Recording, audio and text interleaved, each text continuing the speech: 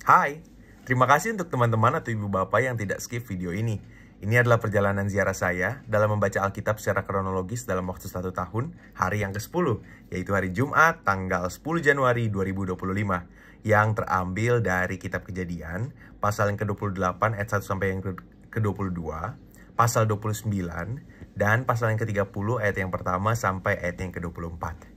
Dari pembacaan atau refleksi pribadi saya hari ini, saya memberikan satu tema, berkat yang rumit akibat konsekuensi dosa.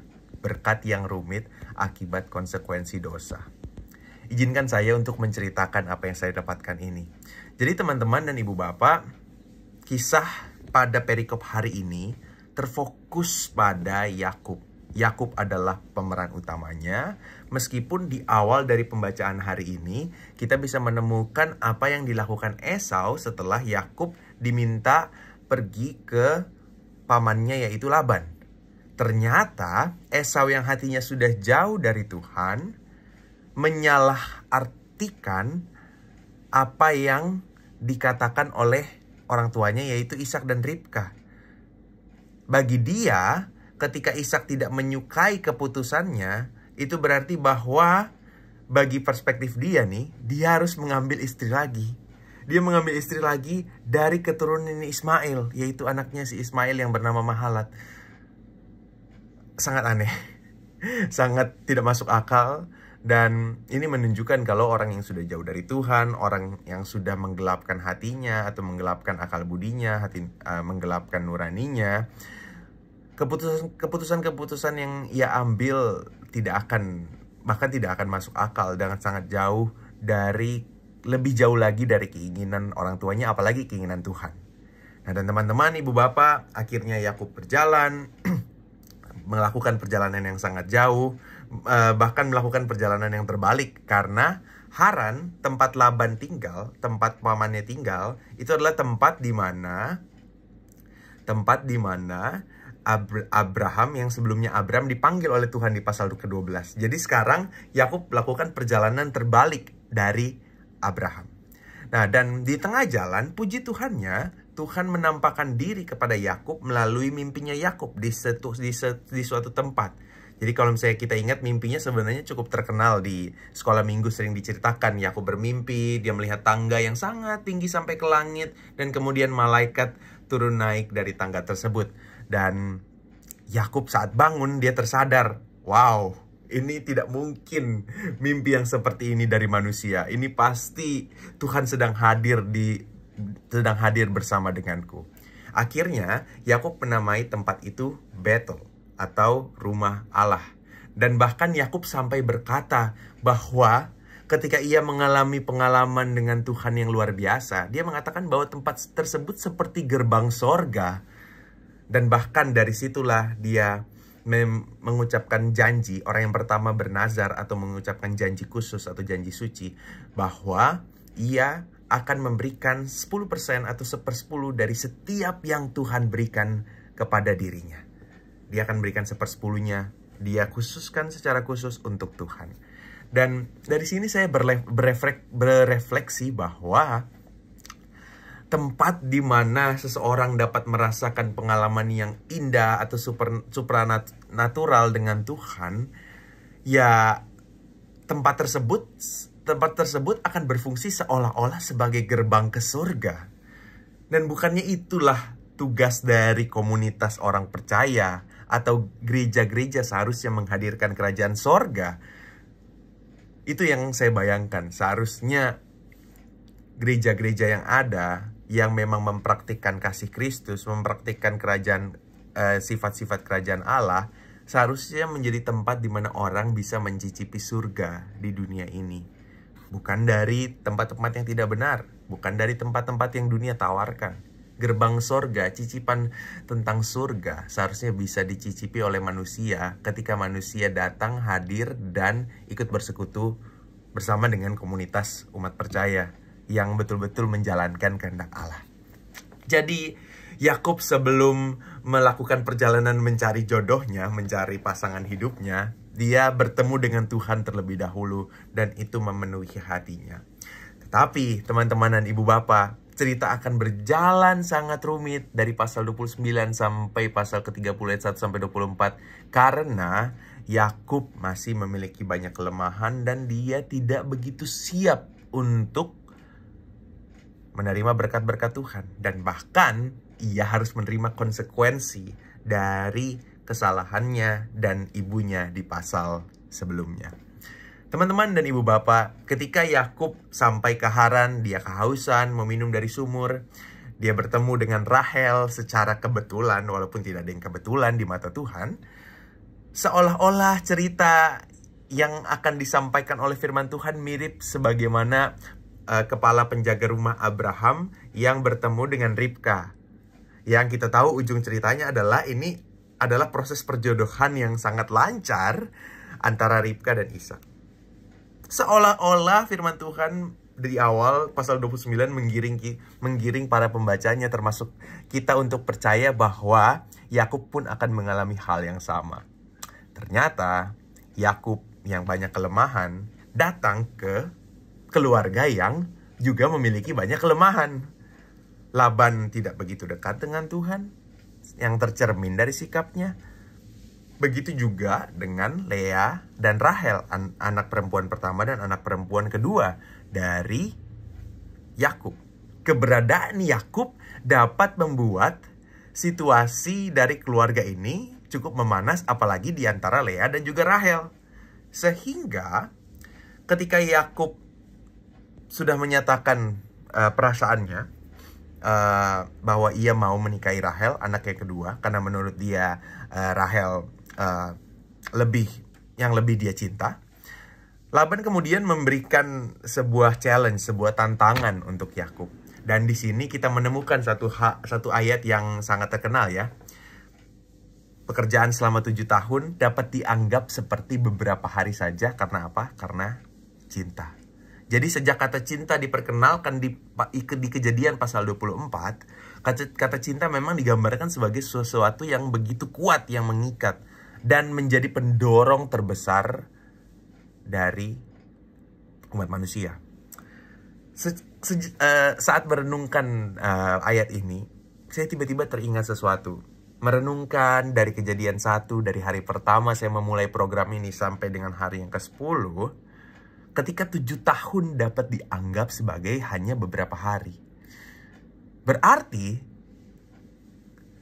bagi Tuhan yang sejak penciptaan Adam sampai Yakub itu mungkin sudah 2100 sampai 2200 tahun berlalu, mungkin karena Tuhan begitu mengasihi umat manusia, mungkin 2100-2200 tahun itu hanya seperti beberapa hari saja buat Tuhan. Karena Tuhan ingin sekali manusia berbalik kepada Tuhan.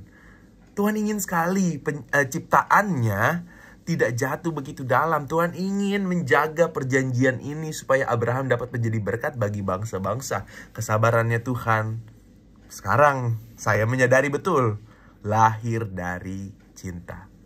Ribuan tahun pun akan Tuhan lalui hanya seperti beberapa hari saja karena cintanya kepada umatnya, cintanya kepada ciptaannya, cintanya untuk saya, cintanya untuk teman-teman, dan cintanya untuk ibu bapak yang menonton saat ini. Puji nama Tuhan.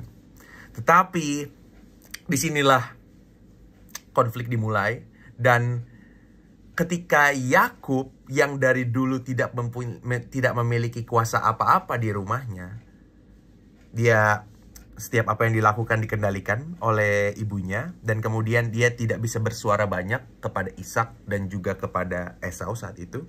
Inilah yang tercermin ketika ia menghadapi tantangan dari omnya yang seakan-akan menipu dia berkali-kali. Yakub sudah dijanjikan Rahel, di malam di mana Yakub harusnya menikah dengan Rahel, diberikan Lea. Kemudian Yakub seakan-akan tidak memiliki kuasa apapun. Dia tidak punya prinsip yang dari Tuhan. Dia tidak biasa untuk menangani konflik dengan pikirannya dia. Sehingga ketika Lea meminta ini, meminta itu, dia ikuti saja. Ketika Rahel meminta ini dan meminta itu, dia ikuti saja. Seakan-akan dia tidak punya prinsip sama sekali. Dan di pasal 29 sampai pasal 30 ini tidak terhitung berapa kali kesucian pernikahan tercoreng, kesucian pernikahan ternodai. Long story short, secara ringkas, dalam waktu mungkin sekian belas tahun, Yakub telah memiliki 13 anak.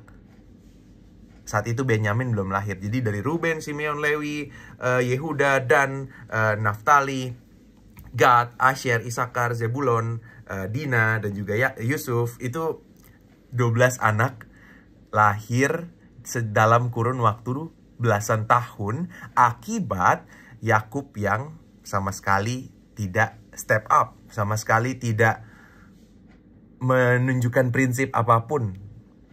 Dan yang paling parah, nama Tuhan atau nama Allah hanya dipanggil atau hanya dipakai baik oleh Yakub, Lea, Rahel hanya untuk memenuhi keinginan mereka. Bukan sebagai nama yang mana mereka meminta hikmat atau tuntunan. Sama sekali tidak. Bahkan yang lucunya, Yakub yang awalnya dikatakan mencintai Rahel bisa kemudian kehilangan kendali atas dirinya, amarahnya, dan dia bisa berkata kepada Rahel dari amarahnya, apakah aku Tuhan yang menutup kandunganmu? Ini persis sebagaimana Sarah yang dulu bernama Sarai di pasal 16, di mana dia sudah memiliki suatu kepercayaan saat itu ya, di momen itu ya, di pasal 16, bahwa Tuhan telah menutup kandungannya. Bagaimana mungkin seseorang yang telah mengalami gerbang surga di pasal yang ke-28 kemudian bisa berkata bahwa oh, Tuhan sudah menutup kandungan Rahel. Never mind. Tidak akan mungkin terjadi mujizat. Orang yang sama yang mengalami anugerah Tuhan yang sangat besar adalah bisa menjadi orang yang sama yang menutup hati dan mata imannya saat diperhadapkan dengan situasi yang tidak dirinya inginkan. Dari sini teman-teman, ibu bapak, jujur saya merefleksikan. Ikut Tuhan bukan hanya pengalaman satu kali dan selesai. Berkat Tuhan yang sangat besar yang dicurahkan kepada saya, kepada teman-teman, kepada ibu bapak, yang hanya dialami sekali, tetapi kita tidak mencari Tuhan secara konsisten terus-menerus seperti Abraham di masa sebelum ini. Kalau kita tidak mencari Tuhan secara konsisten, pengalaman yang dulu itu tidak punya power apa-apa dalam kehidupan kita. Hanya dalam waktu belasan tahun, Yakub yang hatinya tidak berpaut kepada Tuhan secara konsisten, dia kehilangan hikmat, dia kehilangan rasa percaya, dia kehilangan kendali atas situasi yang rumit yang ada. Dia bahkan hanya menjadi alat dalam tanda kutip untuk Lea dan Rahel bertengkar, saling bersaing untuk mendapatkan keturunan. Dan bahkan ada di satu momen di mana ya karena Rahel dan Lea juga banyak kelemahan, mereka tidak dekat dengan Tuhan, ya akibat Yakub juga karena tidak mentransfer apa yang ia dapat dari kedekatannya dengan Tuhan. Bahkan di satu momen Rahel bisa menjual Yakub kepada Lea hanya supaya Rahel mendapat buah yang didapat oleh anak pertamanya, yaitu Ruben. Jadi what's wrong with this family? Benar-benar ketika saya merenungkan firman Tuhan ini tadi pagi, saya berpikir, kenapa Tuhan mau secara jujur memberikan firman-Nya tentang cerita yang begitu realistis ini?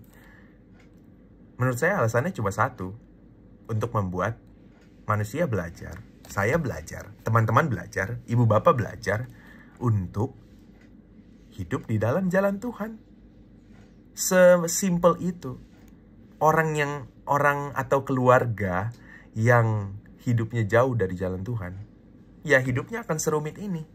Betul, Tuhan akan memakai 12 anak dari Yakub ini menjadi 12 suku Israel. Betul. Tapi kalau mau dipikir-pikir, caranya kan bisa saja dari pernikahan dengan satu orang yang kemudian memiliki anak 12 gitu. Tidak perlu anak 12 dari 4 orang. Kan tidak perlu seperti itu sebenarnya terjadi. Meskipun begitu, Tuhan tetap beranugerah. Yakub akan diproses lebih jauh lagi karena kesalahan-kesalahan yang dia buat di perikop hari ini. Dan itu menjadi penguat bagi setiap kita untuk kembali. Kalau nggak ikut Tuhan, atau kalau nggak melekat dengan Tuhan, jalan hidup kita yang mungkin saat ini sedang rumit atau sedang dalam badai, akan lebih rumit lagi. Jalan keluar akan semakin sulit terlihat apabila ketika kita berada dalam satu kemelut atau satu badai, kemudian kita tambah dengan keteledoran kita, atau kita tambah dengan sikap hati atau perilaku yang jauh dari kehendak Tuhan. Kita akan memperumit cara kita untuk keluar melewati badai kehidupan tersebut. Teman-teman dan ibu bapak, mari ingat pengalaman kita dengan Tuhan yang paling luar biasa. Mari kita menjaga konsistensi, kelekatan kita dengan Tuhan. Dan kita berjalan di dalam badai terberat dalam hidup kita, juga dengan jalan Tuhan. Mungkin beberapa hal ini yang saya dapatkan dari perikop hari ini sungguh sangat memberkati untuk saya, dan kiranya memberkati teman-teman dan ibu bapak juga. Terima kasih dan Tuhan berkati.